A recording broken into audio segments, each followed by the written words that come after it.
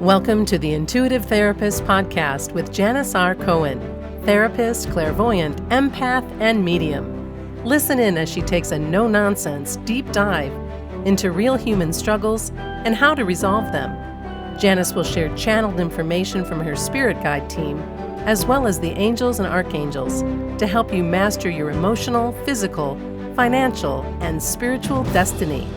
And now, Janis R. Cohen.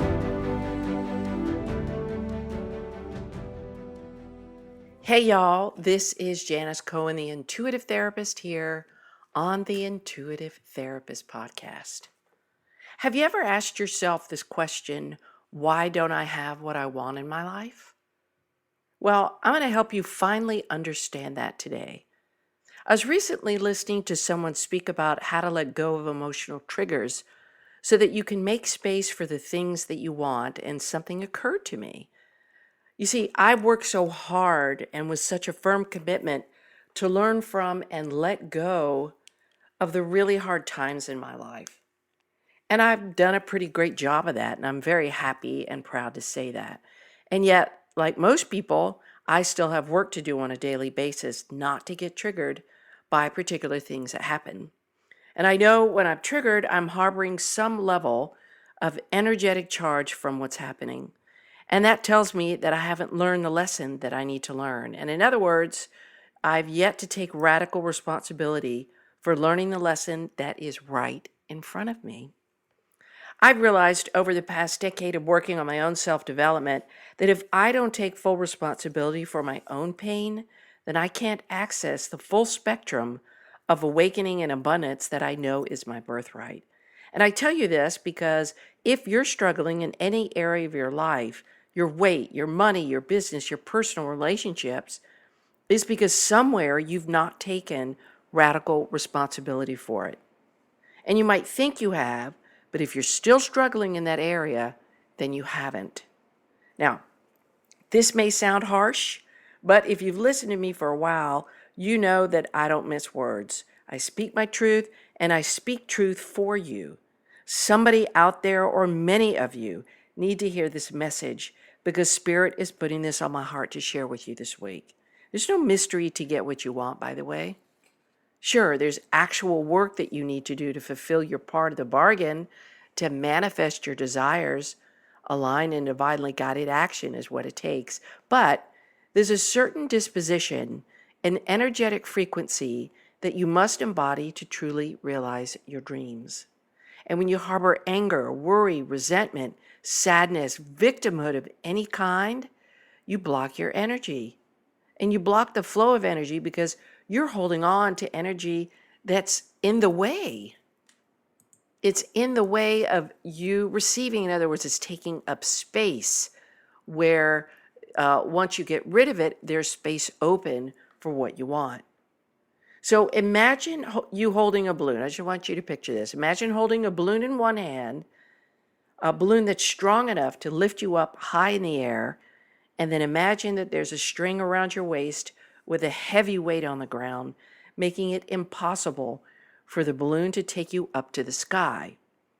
The weight that is on the ground in this metaphor is the weight of what you have yet to take radical responsibility for. And you'll never reach the heights that you want in your life if you don't. You'll never have the money you want, or the safe and loving relationship you want, or the dream body or car or house or anything else that is actually your birthright to have if you're being held back by your past, by unforgiveness, by resisting the release of the emotional charge from past experiences that you carry. It just can and won't happen for you. Now, on many occasions, in this podcast, I've spoken about how people in our lives have shown up and are our greatest teachers. They're our greatest opportunities to learn the lessons that our soul has contracted us with others to learn. And once I realized this over 15 years ago, my entire life trajectory changed. No longer could I be unaware of my duty to myself at that point. I was to make sure that every experience I had, I was to clear and release it from my energy field by taking radical responsibility for the pain that I caused myself within the situation. So, for any of you that are confused by that, let me explain. This means that if you're harboring any contempt for anyone in your past, your job is to get right with yourself. Look at the lessons that the person was sent here to teach you. They are just the representative. Like you call for service on something, I don't know, and you say, "Okay, let me speak with a representative." And the representative tells you what you need to know. They show you, right? And this is the same thing in our human experience. The person was sent here to teach you because you called them in and create new personal standards for yourself. Nothing that happens in your life is unfated. It is all soul coordinated on a soul level. So it makes sense for you to, at least at this point in your life, start to look at your role in your quality of life. None of us can get away with having a life that doesn't offer polarity of experiences. It's just how the human experience goes. So if that's the case, and you can't ever escape the pain or the teachers that are meant to show up in your life so that you can learn what you need to learn and release the energetic ties, then why wouldn't you take advantage to look within with compassion and love for yourself and start to learn something about yourself? Start to learn why you called in this experience or these pattern of experiences in your life. Ask yourself. It's not a stupid question. And you, honestly, you have called in all of your experiences, right? And they are to help you grow into a lighter, happier, and more centered and prosperous version of yourself. Each of us humans go through this. Nothing happens by chance. Nothing. And once you get that, then you can start to consciously live and you can start consciously use your experiences to your advantage. So each of us has soul contracts with everyone with whom we encounter, everyone. Thousands upon thousands of soul contracts within our lives. And we even have soul contracts with animals, and those are often the best ones and the toughest ones. And if your soul is here to truly make a difference in this world, which by the way, it is, and if your mission here is to radically help a massive amount of people, you're going to go through a shit ton of difficult times to be able to grow into that. It gives you the opportunity to grow into and embody that leadership position that you're meant to have. I know that's been my experience. You'll always be initiated into a new level of yourself. And by initiated, I mean you'll be exposed to pain, heartbreak, grief, or some kind of challenge for you to overcome so that you can continue to take steps you need to rise up and become your greatest self. So my advice to you, look at where you feel lack in your life. Look at where you still feel angry, anxious, contemptuous, resentful, victimized, regretful, and start to look back at yourself. Go within, write in your journal, and begin to excavate the energetic charge that remains in these particular circumstances.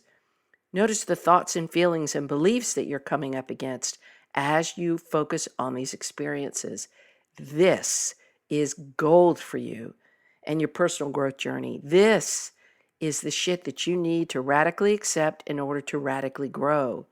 And it's not just that you accept that things happen. In order to eliminate a charge, a continued reaction to something, you've got to actually take action to become a different and greater version of yourself, right? So if you want a life that feels free and light and easy, then you've got to do the work to make it that way. You've got to take responsibility for what you continue to hold on to emotionally so that you can learn the lessons within it and then let it go. It releases automatically once you learn a lesson. And then you get to make room for good stuff to come into your energetic body.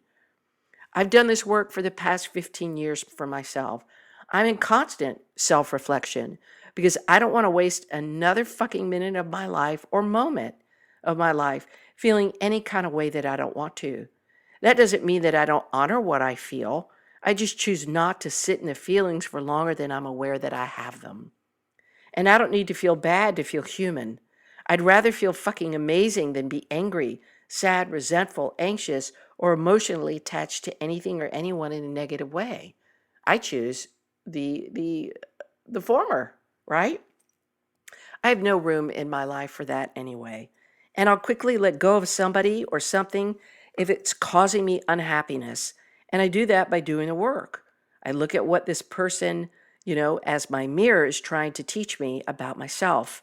And once I've learned the lesson and taken responsibility for my part in the pain that I'm experiencing, or the anger, or the frustration, or disappointment, or all those things, I can decide to hold on to it and remain in an unwanted emotional state, or I can decide right then and there to let it go because I've drained it of all its lessons for me. That's what I do. And therefore, there's no more energetic charge to that person or circumstance. And that's really all it takes. But this is going to be a rough road for many of you. But if you're listening to my podcast, then that means that you're trying to change your life. You're looking for something that will help you make a shift and that you want to change your life. And if that's the case and you feel as though you've reached a point in your life where change is a must, not a want, a must, then you're going to do whatever it takes. You're going to do the work. You'll practice radical honesty with yourself.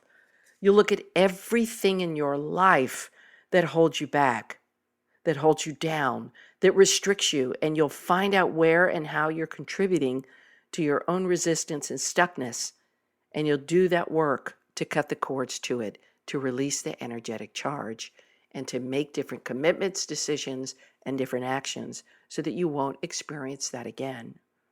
There's no valor in being angry or resentful. You just waste precious time. You lose joy. You lose fun. You lose peace. No valor. But there is valor in self-integrity, in self-respect, in self-esteem, and treating yourself with radical honesty and radical compassion are the two ways to get there. Do the work. Look within. Work on how you've contributed to your own pain through the lens of, hey, you know what? Everything and everyone is here to teach me something. So I'm going to continue to be a student every moment and every day of my life. And when you do that, when you stop blaming everything outside of you and you go, oh, there's something here for me to learn, even if I don't like it. You're no longer going to need to hold on to the pain or resentment. It will go. You'll begin to view everything as a lesson and be grateful for it and a blessing all wrapped up in each experience and challenge you have. And when you do this work, you'll seamlessly untie the strings that bind you to your past and allow what your heart desires to manifest without much effort at all.